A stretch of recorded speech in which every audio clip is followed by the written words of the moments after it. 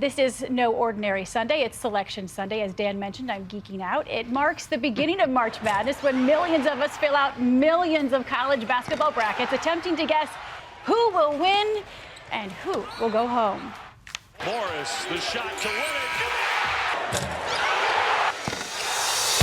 There's one day bigger than all the rest in college basketball, and it's today, Selection Sunday, when 68 teams wait to hear their name and whether they've punched a ticket to the big dance. They call it March Madness, and let it begin. The clock is ticking. It's time to spend minutes, hours, maybe even days filling out your bracket. According to the American Gaming Association, an estimated 40 million Americans will fill out more than 70 million brackets, waging $9 billion. That's more than double the amount that was bet on the Super Bowl. Now, picking a perfect one shouldn't be hard, right? In last year's Buffett Challenge, Brad Binder went a perfect 36-0 before his bracket was busted, kissing the hopes of being a billionaire goodbye.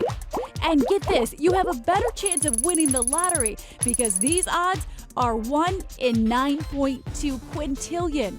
And don't worry if you can't fill out your bracket at home. Employers are bracing for the inevitable dip in productivity from March Madness-related activities, a dip that could cost them an estimated $1.2 billion. So what does it take to beat the astronomical odds and create that mystical perfect bracket? No one knows, but maybe this year your bracket will beat the odds and the buzzer. And quintillion, by the way, 18 zeros, in case you were wondering. And we are joined now by ESPN's resident college basketball bracketologist, Joe Lunardi, who is at our sister network's headquarters in Bristol, Connecticut. Joe, good morning to you. Thanks for joining us. And you are the main man this time of year, the bracket guru, so help us build the best one. What is the strategy?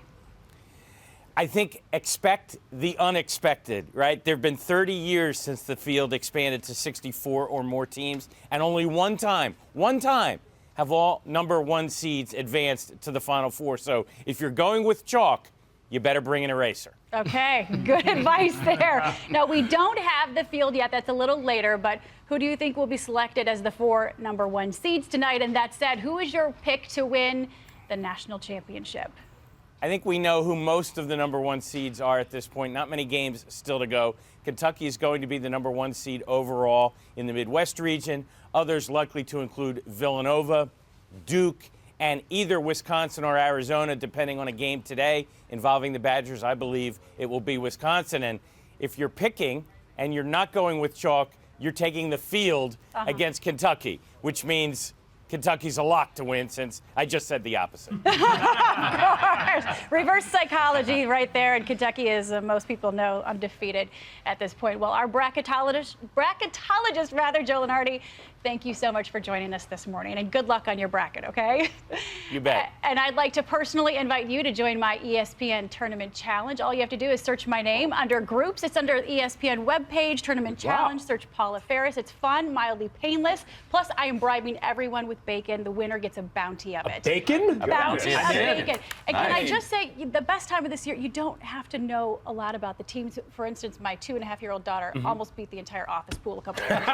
So You're telling us Dan has a shot. of course he does. Yeah, if you go with me, it's like during the Super Bowl when they have like an octopus pick the winner. Kind of like what my role is. Not a bad call. It's so exciting. You have your own little tournament there. Maybe some bacon or tofu bacon. Tofu. What? No. You just ruined it.